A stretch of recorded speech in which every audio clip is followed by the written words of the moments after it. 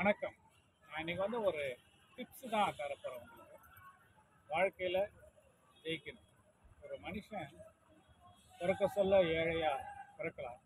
ஆனால் ஏழையாகவே இருக்கணுன்றது அவசியம் இல்லை. அதுபோல் வாழ்க்கையில் மனுஷனுக்கு முதல் எதிரி யார் தெரியுங்களா? தூக்கம். ரெண்டாவது சோம்பேறி.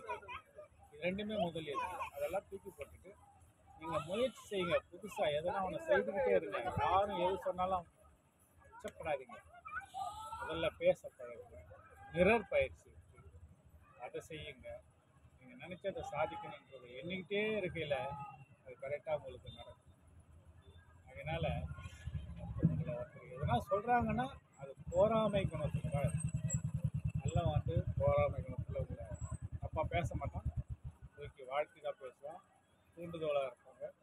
மற்றவங்க சொல்கிறதில் கவலைப்படாது, தள்ளி வைங்க. நீங்கள் பாட்டு வாழ்க்கையில் ஜெயிக்க